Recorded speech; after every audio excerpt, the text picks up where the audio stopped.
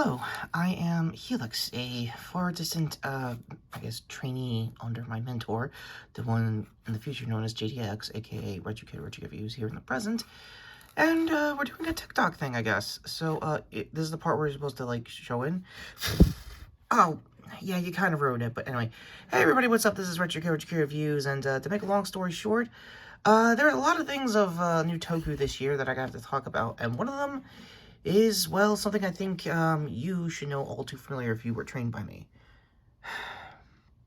Ryder. Oh, close. Sentai?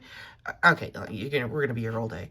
No, wait. Is it Ultraman's? Wait, when did I get Ultra status? Or whatever. Future talk aside, let's just get this out of the way. And talk about Garo. Heir the Steel Armor. Yeah, I'm not going to do the dark voice all along throughout this review. Oh, good. There's a dark voice setting. I didn't think that would be like that with the necromantum. Well, bad in Makai Magics, but it's a whole thing. Anyway, let's get to the overall thoughts of the first two episodes of Garo Heir to Steel Armor. But before we get to that, my slight nostalgia of this particular Golden Knight in question, and a little bit of a revisionist, retraction to what I might have said when Vanish Line was out. I think I mentioned this late last year, or I think early last year as well, that I was watching the anime. I finally got around to watching it, and yeah, the dub was actually pretty good, because Taliesin Jaffe can do a really damn good interpretation of the Golden Knight that also happened to be Sword. Look, I had my doubts, but now listening to the season proper, thanks to the Blu-ray release, yeah, still keep buying physical media, by the way, guys. It was a good experience. Haven't finished it, but I'll report back to probably a retro review of that, if anything else. So with that said, let's get to the proper Ryuga timeline itself and talk about my overall thoughts of live-action Garo. For those who are new to the channel, I didn't start with the 2005 original series by Kitayama. My apologies that I mispronounced his last name. It's been a while since I've done Garo content here on the channel. So Wikipedia will be down below for pretty much the original series and this new show, because my first entry into the series was The One Who Shines Darkness, aka the start of the Ryuga timeline. So, where to start with the legend himself here on these circles for my channel? Yeah, he's back to form pretty easily. Like, I'm not gonna lie, the first couple episodes, and you can already tell he's basically in his element, just talking shit to Horus like it was nobody's business. Zabra, his talking ring. To put it bluntly, in that, imagine a Green Lantern ring, but it could detect like Doctor Strange level magic. It's basically that for those who are new to Garo lore. Yeah, him and Ryuga are having a good playful banter. Like again, these are returning actors. You could definitely tell they're having fun re-entering themselves into the role. That being said, for the new city they're in this time around, I think it's called Creatis. Wow. Can you tell I got this pretty early in the Google Doc, or whatever Google is nowadays. City. Yeah, long story short, it's a new half fantasy, half modern city that horrors like to generally go around making a new, I guess, apocalypse or whatever they need to really do season-wise as far as art goes. Also, I wish these things weren't squinted out, because the horror suits, I know I'm already getting blurry footage, but trust me, go to both episodes in the cards above. Yes, the coolest thing about this new season is that not only you get to see it day one, as it was airing in Japan, I believe TV Tokyo, I forgot exactly what network has been normally doing Garo shows, so again, I'll leave that in the description down below as far as wiki entries go.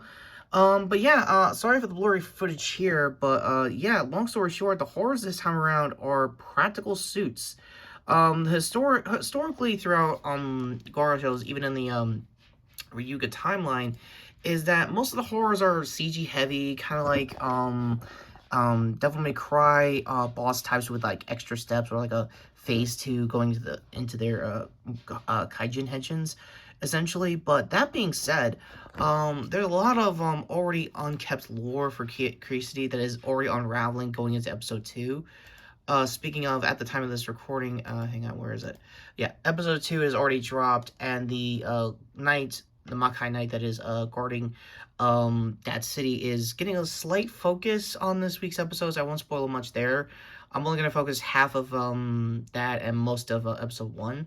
If anything, when it comes to Heir to Steel Armor, it's a good reintroduction for Garo for myself, and a good back to basics approach. This is mostly what I said in Hakilis's comment section. So go to his video essay from last week's episode. Getting to the point, it's a good timeline. It's pretty much the more grounded interpretation of Garo you're gonna get. It's very rough, I'll say at first, when it comes to Winter Shines, if you try sitting through the original series going into that. However, for this, there's a lot of moving parts that are a little easy to go off of, as far as this new season goes. The horrors are looking fantastic, like they are actually practical suits. And, Helix, you have something to say about the Makai Priests, or should we say Alchemists, since we're talking about the anime adaptation? They look good. Look, it's only a handful for now, but they had summoned the Golden Knight to help them in Creativity, and there is a lot more going on. I believe the horrors are using scent to infect, or is it possess, not infection. It's a bit of a difference. Right, and most importantly, the Silver Knight of this city is having a lot of animosity for the Golden Knight, and it's starting to rear his ugly head when you get into episode 2. So, overall thoughts, my present mentor? How are we going to name and convention this? Look, he left a detailed document. I'll explain it when this is over. Alright, good. And since you are using Spawn armor as Garo armor, doesn't it usually have a timer? Oh shit, you're right.